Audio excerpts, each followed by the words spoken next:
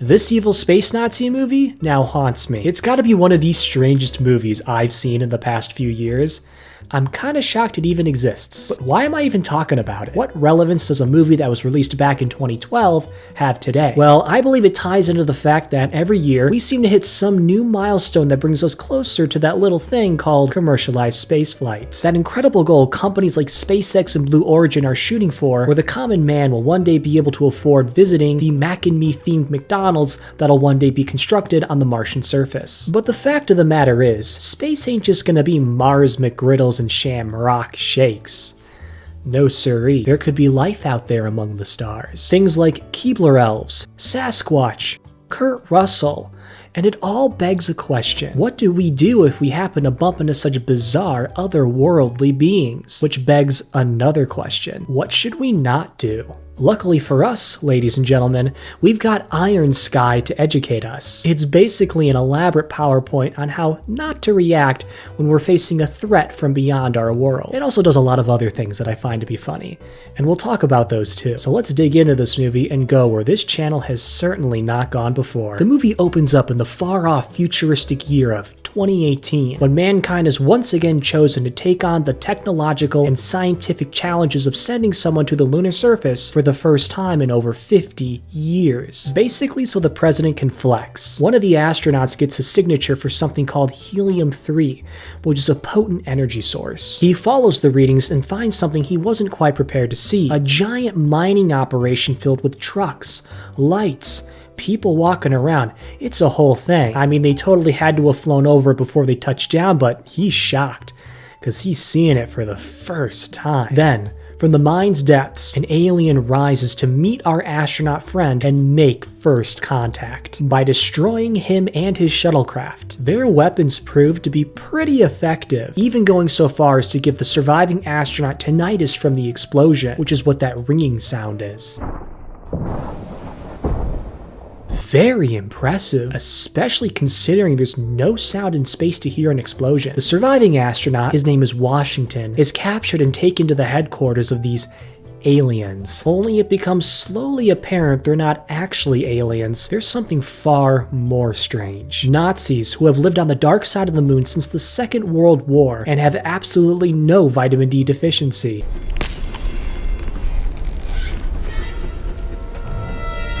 They also don't know what black people are. Not even Renata, a woman who is a self-described earthologist, can figure out why Washington doesn't look like her. She stares at the guy like he's a hairless yeti, which must mean this Nazi society has got no radio, no TV, no one's taken off to Berlin to have a couple Jägermeisters and blow off some steam via one of their many hyper-advanced interplanetary vehicles. So what have these guys been doing for entertainment for 70 years? Staring at the frickin' moon rocks? Playing Pin the Stash on Adolf? It's no wonder they're plotting to destroy civilization.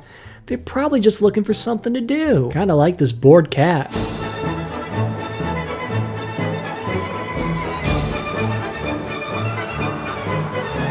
We then cut to the President of the United States on an elliptical exercise machine in the Oval Office.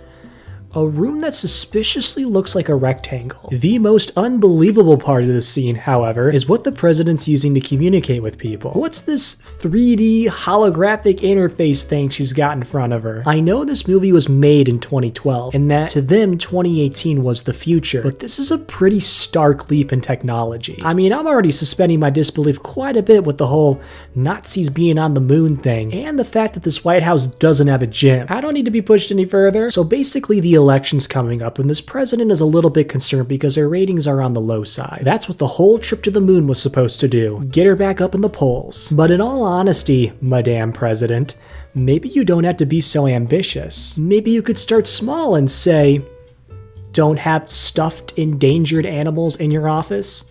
Just an idea. She complains about the mission a little bit, and then we abruptly cut back to the Nazi base on the dark side of the moon, a place these Nazis have been living in for over 70 years and have not bothered decorating in the slightest. Everything's like one color. It kinda reminds me of the inside of Kim Kardashian's house. Washington escapes and makes a break for the exit without any of his space gear on. That's right, folks.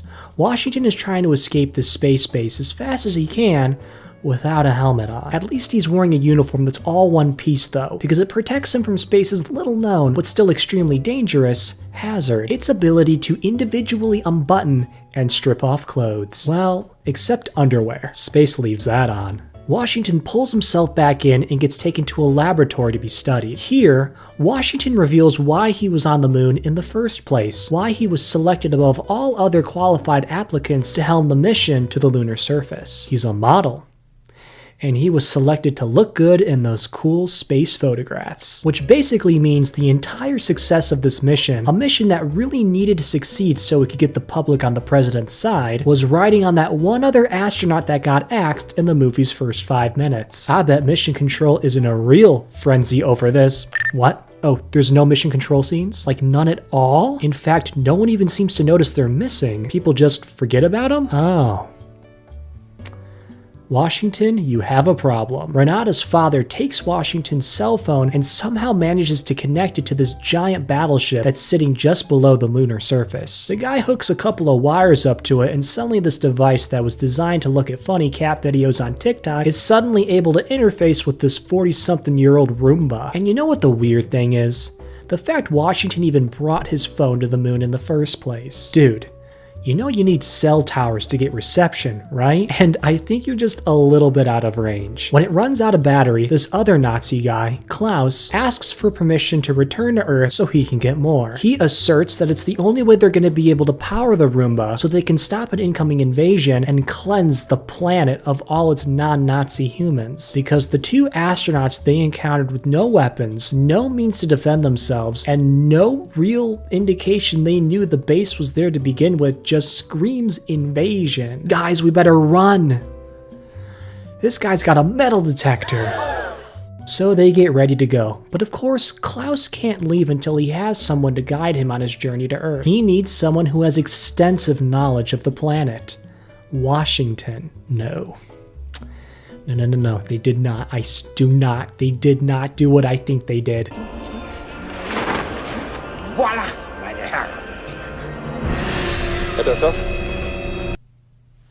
Oh my god. I can't believe this movie exists. I can't. There shouldn't even be a need for, what did they call it? Albinizer. Why are you making that? You shouldn't even know what albinos are. You're all white! So they depart for Earth and find themselves in New York City, the most populated metropolis in the country, the Big Apple, home to 8.5 million people. And they're freely walking around dressed in full Nazi regalia. No one harasses them or anything. The Nazis are also completely accustomed to our planet's gravity, despite spending their entire lives in an environment where the gravity is 6 times less than it is here on Earth. In reality, they should really be acting like me after I've eaten a Wendy's 50 chicken nugget party pack all by myself. Exhausted, sluggish, and in pain. When Klaus finds a Volkswagen bus and wants it, you know, because it's German, he whips out his gun and prepares to start killing people over it. Washington stops him and assures him that he'll do the talking, that he'll be able to connect with the owners. Because he's black, except he's not. And unfortunately, he doesn't know that yet.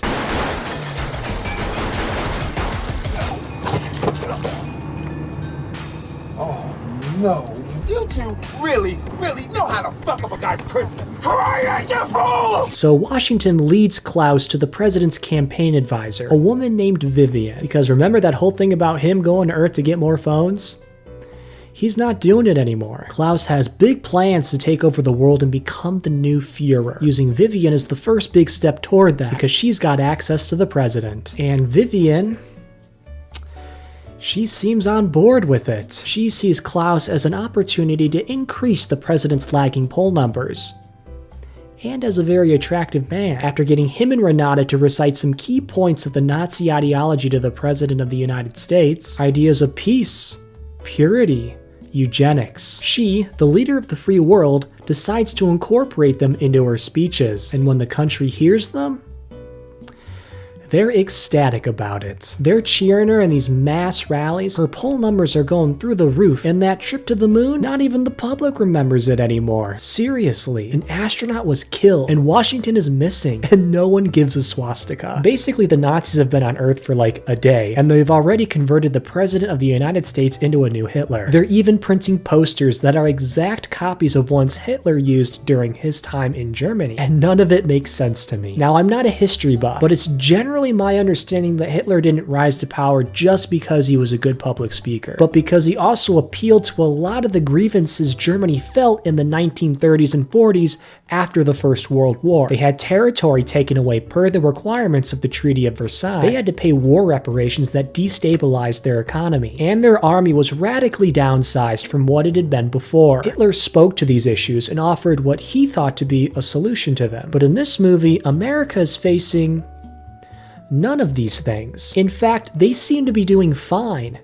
More than fine, even. Their technology is advanced, and they've got this United Earth Coalition thing, which must mean there's at least a degree of world peace. Global warming doesn't seem to exist, because how else could a president have a stuffed polar bear in their home office and not get hell for it? There's no justification for all this radical support for someone who was blatantly ripping off of the most evil person in all of history. 3 months pass. We discover that Washington has been left out on the streets, and he's been labeled a crazy person because he's going on and on about these moon Nazis that are going to take over the world, shouting it from the street corner, shoving his sign in everyone's faces, effectively making him one of the more rational people in this movie. Renata finds Washington and seems to have adjusted quite well to life on Earth in the 21st century. Her clothes are different, her hair is let down, and she's even got like a phone too, and yet she's still on the side of the Nazis, repeatedly telling Washington that she's saved him by turning him white, and so on and so forth. Until they, on a whim, see this movie called The Great Dictator, starring Charlie Chaplin, which is basically a political satire where he mocks Adolf Hitler, and it fundamentally changes her whole worldview on Nazis being bad in 125 minutes. This is a person who has been living in New York City for the past 3 months, a place bursting with ideas and different perspectives and cultures, and she's got a phone, so she's got to have internet access. You're telling me that she never Googled Nazi and read about what the world thought of them? She?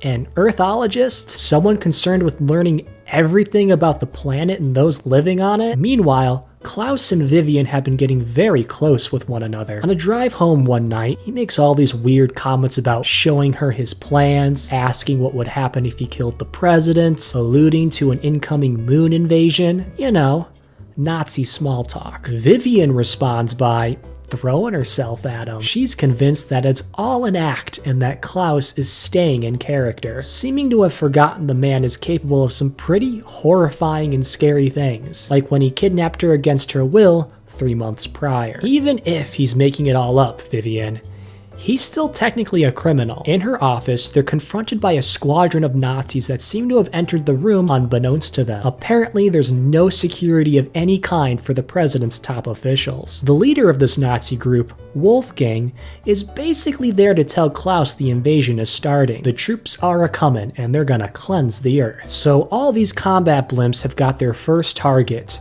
New York City. It'll be ground zero for their war, the place where Wolfgang, their leader, is currently located.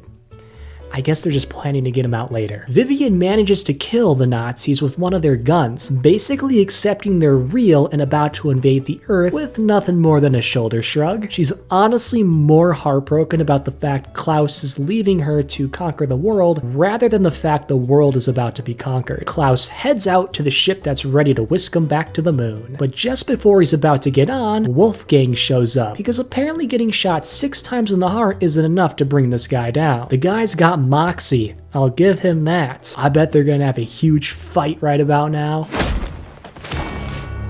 So the attack begins, and I guess this solar system has 2 suns, because there's one in the shot of them detaching from the blimps to approach Earth, and another one over the Earth they're flying toward. And if the sun is shining, why are America's city nightlights still on? Meanwhile, the President of the United States is finding about all this mayhem from a very discreet source: the 9 o'clock news. And her reaction is this: It's wonderful.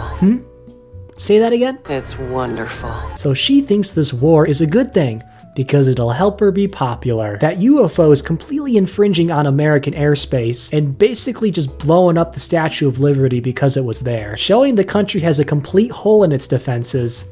The Sky is gonna make her popular with the public. Yeah, lady, I'm sure all those dead voters are gonna pull through for you in the re-election campaign. Then it's just chaos in New York City. Jets are shooting Nazis. Nazis are shooting jets. Some people are screaming, "Space Nazi!" at the Sky. However, that strategy doesn't seem to be as effective at fending off the invaders. Renata convinces Washington that they need to return to the moon so they can stop everything. The moon's about 238,900 miles from Earth, historically about a 3-day travel time. For them, however, it's super easy, barely an inconvenience, and they make the crucial trip in about half an hour. On Earth, the President of the United States reveals to the world that they actually have a secret weapon to help combat the looming Nazi threat. George W. Bush.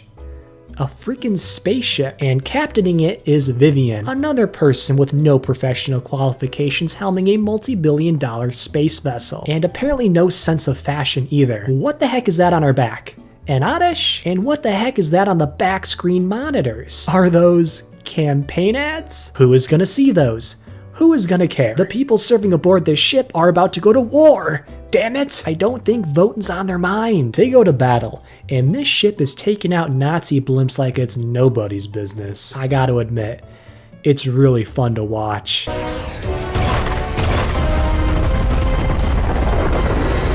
Hell yeah. Then it gets even crazier. It's suddenly revealed that there are other spaceships developed by other countries, and they're conveniently within proximity of the fight to just join on in. What the hell is the meaning of this? G'day mates, this is Australian ship Dundee 01, ready to kick ass. What was that? Are you telling me that the ship to represent Australia is named after Crocodile Dundee? That's the Australian representation in this fight? Named after a fictional character from the mid-80s? Doesn't even have anything to do with space. What's the British ship called? The USS Mr. Bean?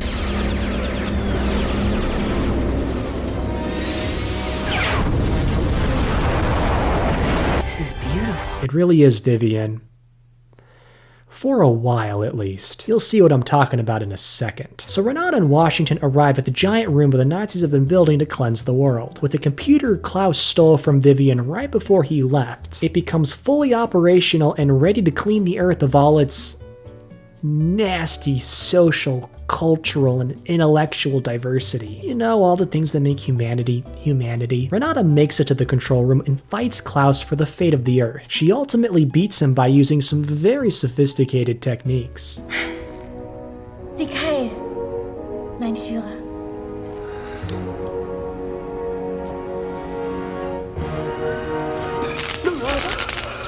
I guess you could say he went out like a light. Yeah. Brilliant, I know. Renata takes out the Roomba and the war is won. But then a bit of a discovery is made. Helium-3, the potent, powerful energy source the Nazis have been using to, power their civilization this whole time, it's just kind of sitting there. And, well, remember that awesome demonstration of teamwork and camaraderie? A transcendence of national boundaries in the face of an extraterrestrial threat? Yes, it's ours. No. Back on the moon, Washington survives and manages to change back to normal because the Nazis invented an antidote to fix skin color for the thing that was designed to fix skin color. It shouldn't exist, but you know what? I'm gonna let it pass. Washington, you're looking good, my friend. He and Renata get together, setting the stage for, of all things, a sequel. And that's Iron Sky for you. It's certainly a movie. Thank you for watching this far. It really means a lot to me.